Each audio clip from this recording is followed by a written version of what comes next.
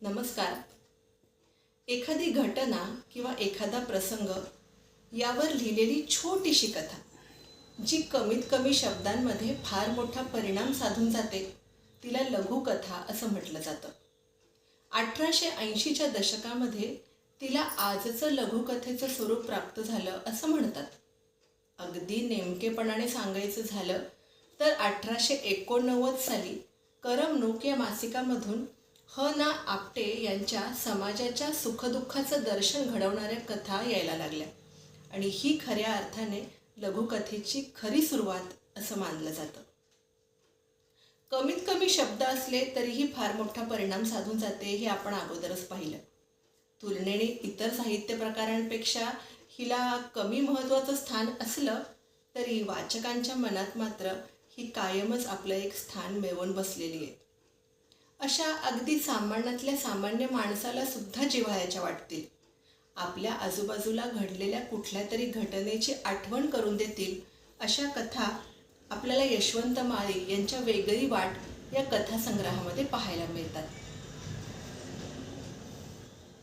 रानात राबणारा बळीराजा, जगण्याचा प्रश्न असणारे सर्वसामान्य लोक, उपेक्षित वस्तीवरचे लोक, पोटापाण्यासाठी शहराचा रस्ता धरणारे, शहराच्या वळचणीचा आधार शोधणारे लोक, अशा काहीशा दुर्लक्षित लोकांचं जगणं लेखकाला विचारात पाडतं. त्यांचे जगण्याचे प्रश्न, छोट्या छोट्या व्यथा त्यांना व्याकुळ करतात. चांगले वाईट सगळ्या प्रकारची गुणवैशिष्ट्य असलेली ही माणसं त्यांच्या व्यथा लेखकाच्या मनात घर करतात आणि कथा लिहायची उर्मी देऊन जातात.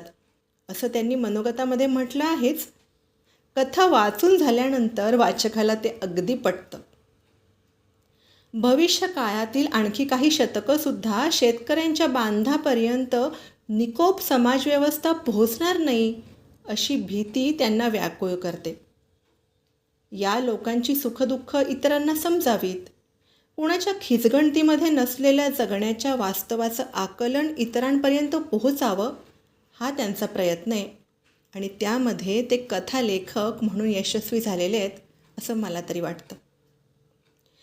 या कथासंग्रहामध्ये एकूण 13 कथा आहेत. यातील 2 ते 3च कथा शहरी वातावरणात घडतात. बाकी बहुतेक सगळ्या कथांची पार्श्वभूमी ग्रामीण आहे. खरं तर कुठल्याही कथेमध्ये फार काही भव्य दिव्य घडत नाही. कथांची भाषासुद्धा बोजड नाही, साधी, सोपी, सरळ, सहज समजणारी आहे. मात्र प्रत्येक कथेमधली पात्र, त्याच्यामध्ये वर्णन केलेला प्रसंग, त्यातली भाषा, संवाद आणि वातावरण निर्मिती सगळं काही कथावस्तूचं पोषण करणार आहे आणि त्यामुळंच या कथा वाचकाला आपल्याशी जोडून ठेवतात. कवयित्री रचना यांनी या कथासंग्रहाची पाठराखण केली आहे आणि सुरेख बोलकं मुखपृष्ठसुद्धा त्यांचंच आहे. बघा, शहरी असो किंवा ग्रामीण, गरीब कुटुंबासाठी घरातली वयात आलेली पोर ही एक जोखीम वाटत असते. आपल्या जीवाचा हा घोर कधी जाईल ही एकमेव काळजी त्यांना वाटत असते. या मानसिकतेमधून आणि एकदाच जबाबदारीतून मोकळं होऊया या घाईमधून आततायी निर्णय कसे घेतले जातात आणि पोरीच्या आयुष्याची कशी परवड होते हे सांगणारी नियती ही कथा आहे. आणि काळ्या पोतीचा फास गळ्यात अडकलेली, कणाकणाने रोज मरत राहणारी त्यातली अलकनंदा वाचकाच्या काळजाला अगदी घरं पाडते. लोकांच्या श्रद्धेचा गैरफायदा घेऊन भक्तीचा बाजार कसा मांडला जातो आणि बेरकी लोक त्यावर आपली पोळी कशी भाजून देतात हे दाखवणाऱ्या 2 कथा या संग्रहात आहेत. देवाचा जन्म आणि समजूत या वाचकाला विचार प्रवृत्त करतात. जागृत देवस्थान या कथेमधल्या छकुलीला सुद्धा देवासंबंधी प्रश्न पडत राहतात. आई वडिलांचं वेगळं वागणं, प्रसंगानुरूप वेगवेगळं बोलणं तिला विचारात पाडायला लागतं. तिचेही निरागस प्रश्न आणि तिच्या परीनं तिनं केलेली एक कृती आपल्या ओठावर हसू उमटवते, पण आपलं स्वतःचं वागणं तपासून पाहायला हवं याची जाणीव करून देते. अमेरिकेचा मोह बाजूला सारून अभयला मेसेज करणारी व्हायरस कथेमधली रोहिणी, मायेच्या प्रेमाच्या स्पर्शासाठी चार समजुतीच्या शब्दांसाठी आसुसलेली सुगंधित स्नान या कथेमधली विद्यावायन. पदरी पडलेल्या संसारात जुळवून घेण्याचा आटोकाट प्रयत्न करणारी, सासू सासऱ्यांच्या मायेमुळे नवऱ्याचं चुकीचं वागणं कानाआड करत संसारासाठी झटणारी, पण एकदा सहनशक्ती संपली की मग मात्र हिमतीने घर सोडणारी सांत्वन कथेमधली दीप्ती. शेतकरी असला तरी पती म्हणून डोळसपणे विश्वनाथला स्वीकारणारी सप्तपदी कथेमधली प्रतिभा. ही पात्र त्यांच्या त्यांच्या स्वभाव वैशिष्ट्यांसह आपल्या मनात रेंगाळत राहतात. काहीतरीच या कथेमध्ये घडलेलं अघटित आपल्यालाही हक्काबक्का करून टाकतं. एक दुखरी अस्वस्थता घेरून टाकते मनाला.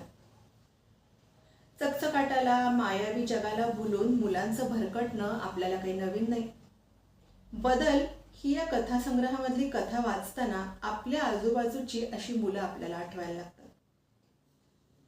वर्तणूक चांगली ठेवली तर सन्मानाने जगता येतं हे सांगणारी पांडोबाची वारी ही कथा चांगुलपणावरचा आपला विश्वास अधोरेखित करते. तर आईच्या कार्यानंतर लगेच वाटणीच्या तयारीला लागलेली, बारीक सारीक गोष्टींचे हिशोब मांडणारी सख्खी भावंड पाहिल्यानंतर आपलंही मन हळवं होऊन जातं. झपाट्याने बदलत चाललेल्या ग्रामीण भवतालाची ही जाणीव आपला जीव व्याकुळ करून टाकते. शीर्षक कथा वेगळी वाट यामधील ललिताच्या आयुष्याची सुद्धा आईवडिलांनी करून दिलेल्या लग्नामुळे अक्षरशः परवड झाली. तरी पण आल्या प्रसंगाला तोंड देत दारुड्या महादेवाला साथ देत ती संसार रेटत राहते. पण ध्यानीमणी नसताना तिच्या समोर एक वेगळी वाट येते.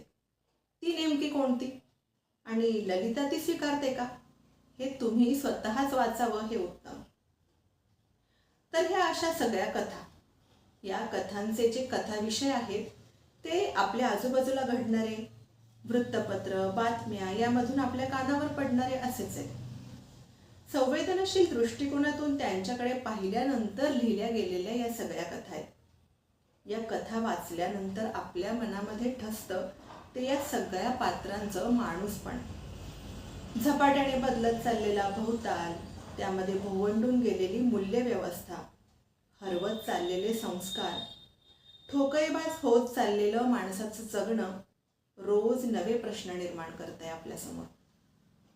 अशा या नित्यनूतन परीक्षा घेणाऱ्या काळामध्ये डोळसपणे समाजाकडे पाहण्याचं, आपल्यामधील चांगुलपण जिवंत ठेवण्याचं, सर्व चष्मे बाजूला ठेवून माणूस म्हणून माणसाकडे पाहण्याचं भान या कथा वाचकाला देतात. ही आत्ताच्या काळाची गरज आहे हे पुन्हा पुन्हा अधोरेखित करत राहतात.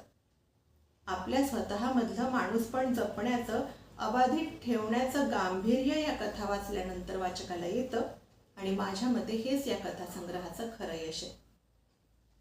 लेखक यशवंत माळी यांच्याकडून अधिकाधिक सकस साहित्य निर्मिती व्हावी यासाठी त्यांना मनपूर्वक शुभेच्छा. धन्यवाद.